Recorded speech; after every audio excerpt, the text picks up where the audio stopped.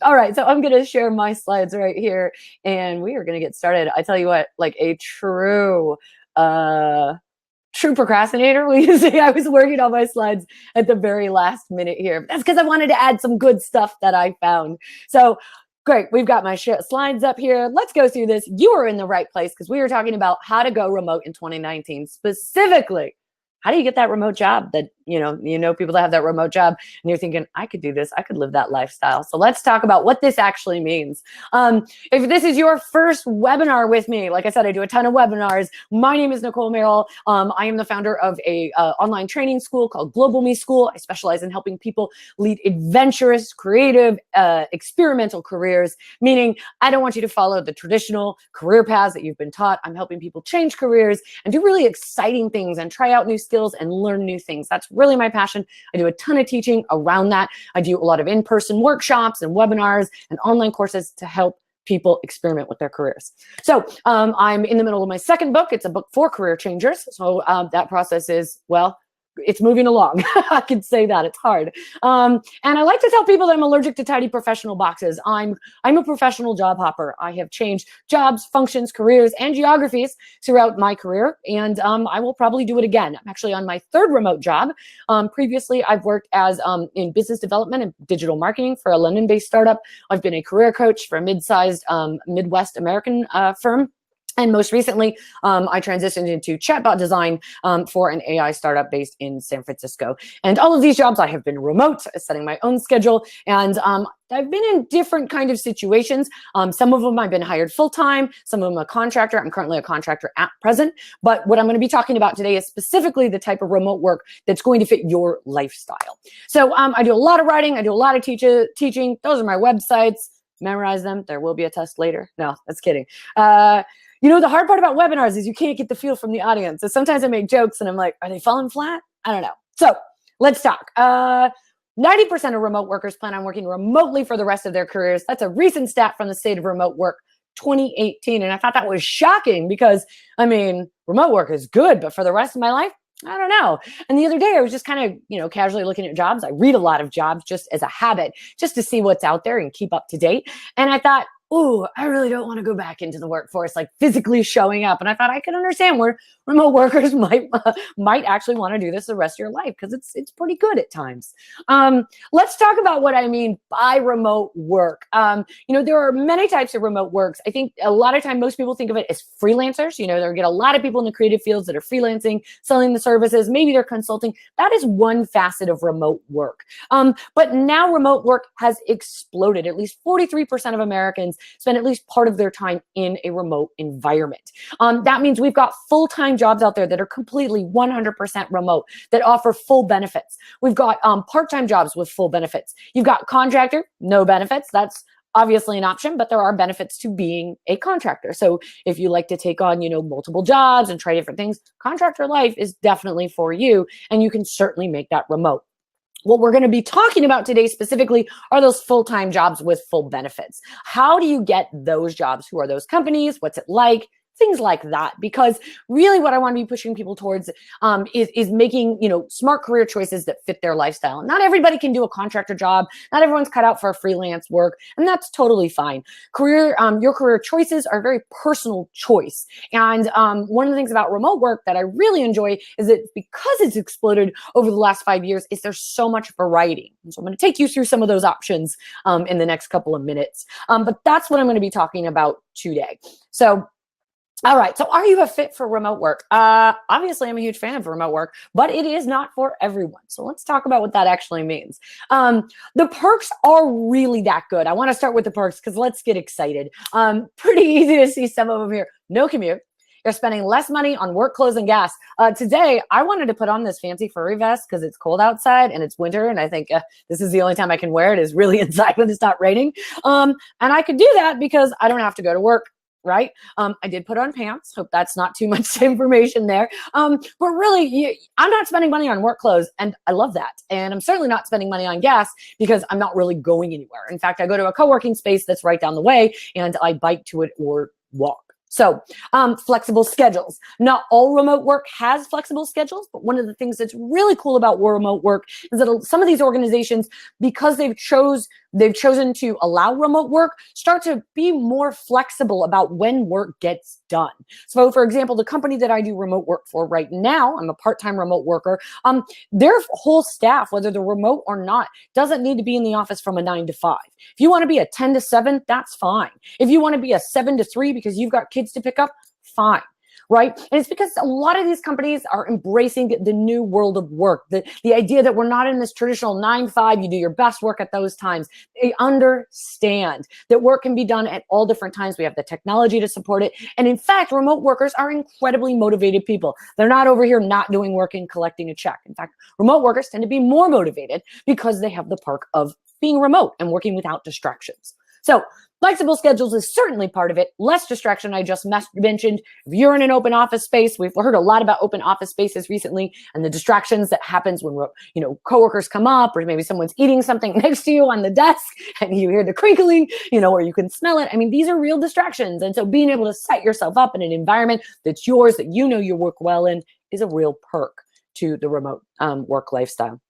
Digital skills. A lot of times we hear about these amazing perks with, lifestyle and no commute.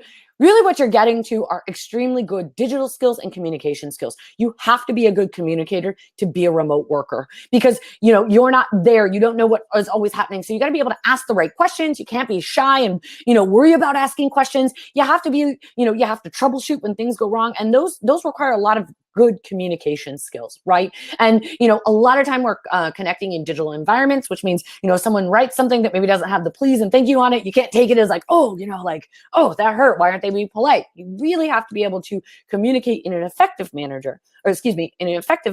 to succeed in a remote job. Digital skills, a lot of us remote workers, we're using things like Slack, obviously. We're using tools like Zoom, or in my case, Crowdcast, to communicate in meetings. We're using different platforms and software and databases and logins and all of this stuff that, you might have at your job, but a lot of these companies are really built for the digital economy. And so you're building digital skills as you get jobs in some of these companies. So that's one of the parts that I really enjoyed in working as a remote worker. More times for friends and family. This one's actually kind of nice. I use this in the sense that summer's maybe my hardest time because it's glorious here and everything's, everyone's outside and stuff like that. And people will be like, hey, we got to go out. You got to go out. I'm going, to the river to go swimming today. And it's like 11 o'clock. And I'm like, I have a remote job. I actually have to work, but sometimes I have the flexibility in my schedule to go hang out on a river in the middle of the day because I know I can come back and do my work later. And again, that kind of depends on the organization that you're with, and their flexibility, but you do have more time for these people meaning friends and family. Forward-thinking companies. I say this in the way that a lot of these companies are experimenting with new styles of work. So in remote work, one of the things you're going to hear a lot of is distributed workforce. And that means that a company has a fully remote team. They are distributed all over. It doesn't matter. They could be in the US, they could be in another country. Sometimes it's a combination. These are forward-thinking companies who are writing the rule book on how to manage a remote workforce, how to raise up a company with all remote employees. And they're developing management styles and processes and systems that are really cutting edge. And if you find yourself in one of these companies, you're going to be working at the cutting edge. And that's kind of exciting. And then freedom from the cubicle or open workspace. I think I've already covered that one. All right, people who are fit for remote work. Self-motivated. Yeah. When your workspace is either in your home or maybe just down the street, being able to get up when it's dark and rainy outside, when you really have to be at work, and it's flexible, you have to be self-motivated to get yourself up, to get yourself started, right? It should be obvious, but it is something to point out. In remote work, you don't have those external motivations, right? You have to motivate yourself. And that's incredibly important as you think about remote work and where your motivation comes from. For some, the idea that they have to be there at 9 o'clock with a boss watching them, or accountability to your coworkers, that's their motivation. Okay. And if that's you, that's fine, but that might not be you might struggle with that as a remote worker. Curious. You have to be curious. You have to be curious how things work. You have to be curious about other people.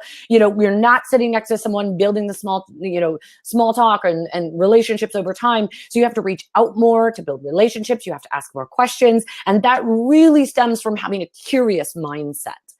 Self-reliant. If something goes wrong, you have to be able to feel comfortable trying to figure it out on your own and then reaching out to somebody to get help. Communicators.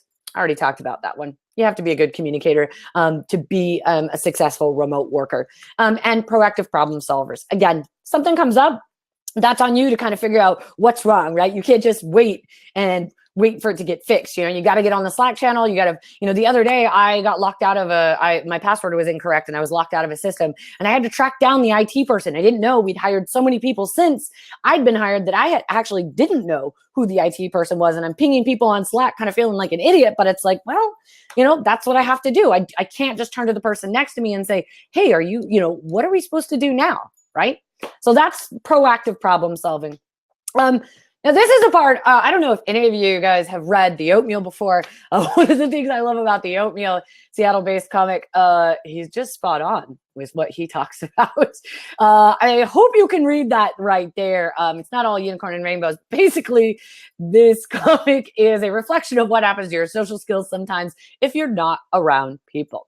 And it's not too far off. I mean, you're not gonna look at like that last panel there, but it's definitely as you get into the process, once the newness wears off of, oh, I'm working at home, I'm feeling good, it can feel really isolating at times. And so you mitigate that by joining co-working spaces. I go to meetups. I find community around me to make sure that I'm still connected, that I'm building professional relationships, and then I can shoot the shit with people, about what my workday looks like, because you start to miss that after a while if you don't have those built-in relationships.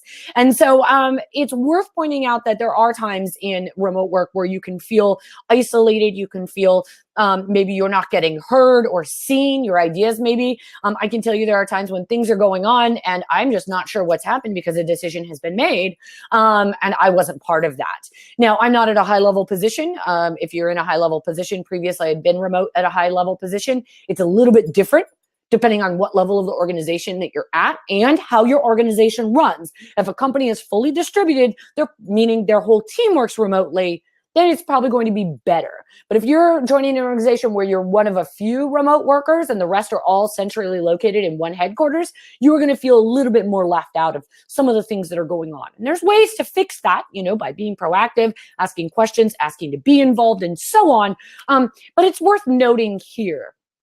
For some, it can feel difficult to move up as a remote worker. If you're on the fast track to career advancement, you want to make some serious goals in the next couple of years, I wouldn't recommend remote work. I think with the right organization, it would be good. But for your first remote job, maybe not the best idea. So some things to keep in mind.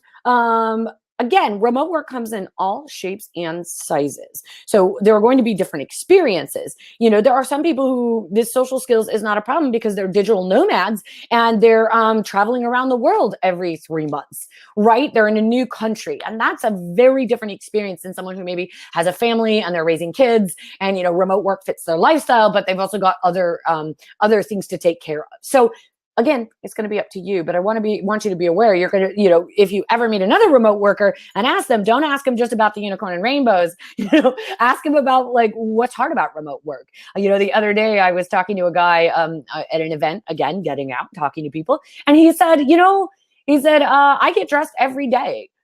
Every day I sit in front of my computer, I get fully dressed into my work clothes. And I thought that was super interesting because I do not, and it's part of that mindset for what works for you. So I want to pause here and see if we have any questions that have come in since then. Looks like, okay, we're good on questions. I see you're limited on time. Fine, we'll try to get through this. Great. So how do you get a remote job? Let's talk about that. There are 3 paths to get a remote job. First, I want, you can ask your boss to work remotely. You can find a current job on a remote job site, or you can switch careers into an in-demand remote role. Okay. Let's go through that. Before you do this, I want you to remember, a lot of time when we think about getting a job, we go right to, I'm going to get my resume ready and I'm going to submit to a job website. And, that's one way to do it, but it's not the best way to do it. Honestly, especially when you're making the shift to remote work, a different environment, a different way of working, you're going to want to do a lot of self-reflection. So think about what type of jobs motivate you, right? You want to take a job that's going to motivate you. How's your relationship with your boss? Your ability to talk to your boss is going to be dependent on how good that relationship is. What kind of work do I want to do? What kind of companies do I want to work for? These seem like really simplistic questions, but a lot of people skip over them in order to get to the remote job part, right? So I recommend asking yourself these questions. They're incredibly important, and they will serve you well as you go through the job search process and ensuring that you get the right kind of job. So option one, ask your boss. Pros of this, no job search. You know the job already. It's good leverage, because here's the thing. Companies are struggling to retain workers, especially younger workers. They know you can jump ship. They know you will jump ship. This is a great environment right now to change jobs. So use this leverage and say, hey, I really like my work here, but I'm really interested in working, from home. Is there, what can we do to get closer to this goal? And that's a really good question right there, and saying, can I? Instead you say, what can we do to get closer to this goal? And that gives your boss the option of saying, well, let me figure it out. Okay. Now, if your boss says no, then you got to make a choice. You can say, okay. And now your boss knows. Now your boss knows that you're starting to think. And that's actually a very powerful position to be in. Now the con of this approach is it doesn't work if you have a bad boss. This is self-explanatory. Or if you just want to get out of your organization, this isn't going to work either. But I put this in here because a lot of people forget this step. You can actually take your current job and take it remote. It's a great time to be asking for that, because so many companies want to retain their workers. And this is a way to show, hey, if you've been doing the job for a while, you're really good at it. This is a good way to, if they're not going to give you a raise and they're not going to give you, a salary bump, this is something that you can negotiate. Find your current job on a remote job site. This is probably the most popular way to do it. The benefits of this are a competitive candidate. Your confidence level is really high. And the transition is relatively easy. So you're going to be doing the same job, but in a remote environment. Confidence really matters as you go through the job search. And so this could be the momentum you need to make that shift. Requires a job search. For some people, that's no problem. For others, that's kind of hard. And two, you might get bored in 6 months. And I say that because some people find themselves, again, if it depends on how much you like your job. If a job is just a job to you, you may get bored in 6 months without coworkers around or not. But something to think about. The other thing is you might be in a job that's very competitive, or if you're in a niche job, you may not find your job on a remote job site. So that's something to consider as well. Option 3, switch careers into in-demand remote roles. I'll tell you what those are. There are a ton of them. Benefits, you're going to start fresh in a new field. You're going to learn skills, make more money. Entirely possible if you're in some fields. Increase motivation because you're learning, you're doing something new, and accomplishment. And but con of it requires identifying the next career step, the length of time to transition. So how long is it going to take for you to make that switch? Right? And it's going to depend on your experience and the type of job you want to get into. So right now, say you want to, switch into something that's really well paying. Maybe you're a program manager and you're like, I'd love to go into data analytics. Data analytics, some of those roles are paying $80,000, $90,000 a year. It might take you some time to go to a boot camp or take an online, nano degree to get that job. So something to think about there, but it's totally possible. As people think about switching jobs, it's always a good time to reflect and say, is this what I want to keep doing? Is there something else I can do? And then start working backwards and say, how can I do this? So here are all the jobs you can do. And what I love about this list is that it is a big variety of jobs. Obviously, you see a lot of software development. You see a lot of user researchers and designers. Those are also part of it. But you've got everything from tutors. I was talking to a woman the other day who had just been laid off. She's in her 50s, just been laid off. And she wanted to start tutoring. And I told her about VipKid. VipKid is a big online tutoring company, and they're always hiring tutors. So that's one. Those are more contract based. There's full-time virtual assistants for companies. There are healthcare workers. I've seen jobs for, nurses, whether they're on call or maybe just permanent nurses working for some of these medical startups that have full-time benefits. So things to keep in mind. Here are just some of the ones I found. Digital project manager at Modern Tribe. Again, full-time job, digital project manager. This is a pretty common job out there. This one I pointed out, VP of Customer Success. What I loved about this is they're totally open to wherever you're at, but they're an Australian company. So you could get international work experience, maybe get a couple of trips in the mix. And then on top of it, this is a higher level job. This is VP of customer success, and they are open to remote. Now, you might be working some odd time zones, but who knows? If this fits your background, this might be the type of job you're looking for. Maybe you want to move to Australia, and working remotely for a year would be your ticket into Australia. Entirely possible. Design researcher. This one's another remote job. I loved this because I pulled up the benefits here to the person who asked about health benefits.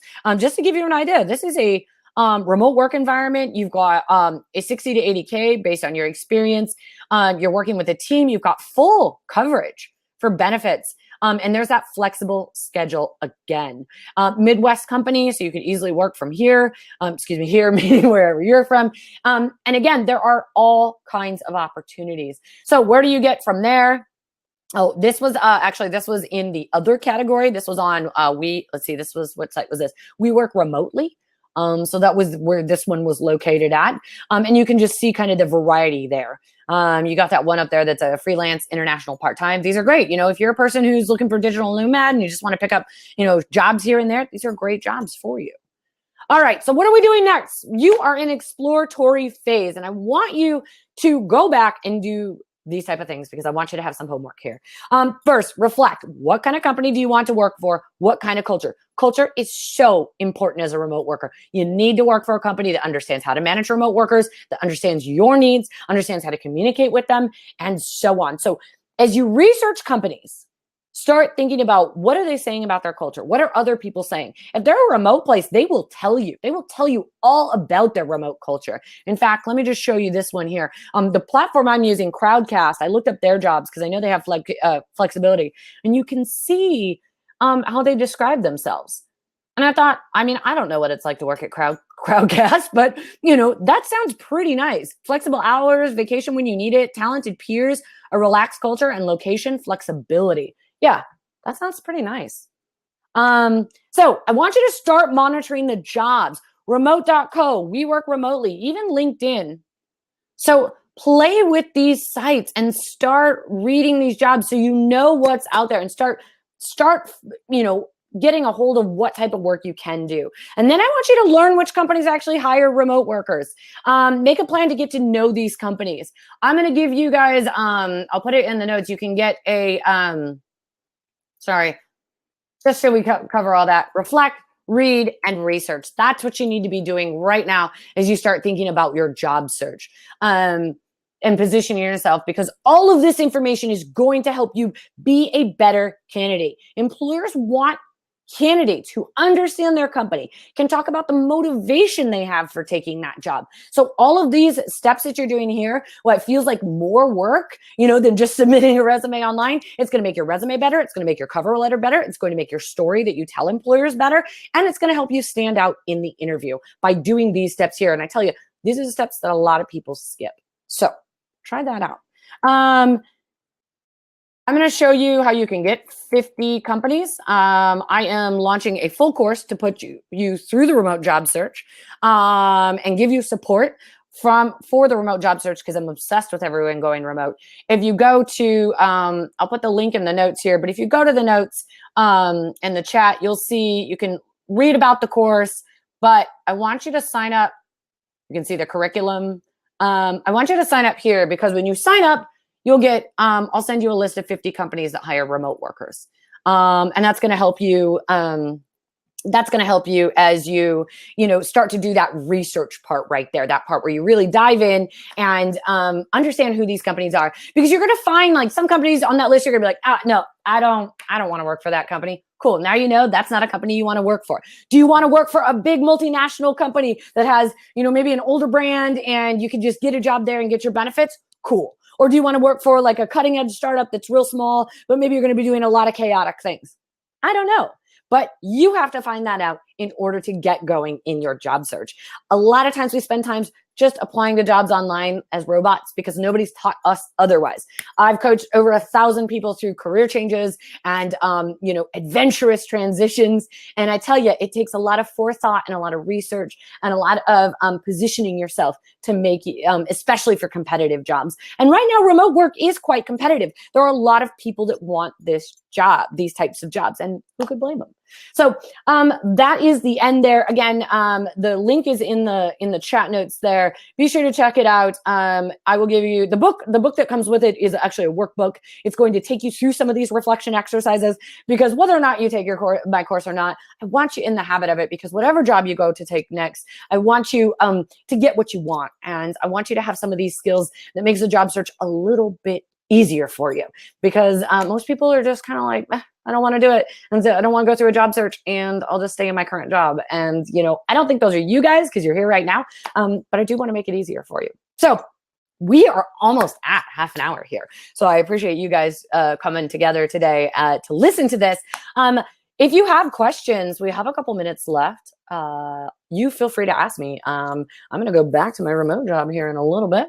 But anyone else have a question about what it's like, how to get a job, what employers expect, anything like that? Anyone know what kind of work, a remote job they want to do? Tell me that. I'm curious too. Like, what type of job do you think you'll do? And this is the part where I awkwardly wait. IT specialist, excellent. That's good to hear. Definitely a lot of in-demand IT roles. I mean, IT is a big field. A lot of IT roles out there on these sites. Writing email marketing. Oh, Lauren, so much of that out there too. I've seen some definite jobs for that as well. So these are exciting. I love hearing what people are going to go do. I think the change, changing jobs and changing careers is a really exciting time. It's full of a lot of work. It's full of uncertainty. But on the flip side, it's also liberating, right? To go do something that you're really crazy about, that you've always wanted to try, that, to get something that you want. We don't talk enough about how our careers should fit our lifestyles, right? We change as we go through our careers. What I wanted when I was 21 is not the same as what I want now. And that's okay. That's good, right? So giving ourselves permission to change and giving ourselves, the motivation to change is so important. And I think that's where remote work is so exciting, because as you can see from the benefits, it's really good. And so it's quite motivating to go through this job search. So virtual assistant, I see that on there. Tons of virtual assistant jobs. What I love about, I was just in my entrepreneurial group the other day, and we were all talking about virtual assistants and, at what point you need one, because they just make our lives so much easier. I used to be an admin assistant for a long time. And I tell you what, my goal was to make sure that the people I supported were super organized and on top of their game. And, virtual assistants really, they're in high demand right now. So, all right, you guys, this has been great. I hope to see you guys in a future webinar. You can either follow on Crowdcast, you can sign up on the course website to hear from me. And if you're curious about speakers in your organization, I do a ton of training on everything from soft skills and negotiation and, how to build a network within your organization so you can get better at persuading and moving up in your career. Or I do things like talking about the future of work and how you need to gain skills and adapt as you move forward in your career. So if you're in those kind of organizations, hit me up. Okay, get your remote job in 2019. I'm excited to see where you guys go. And thanks for joining today. Bye, guys.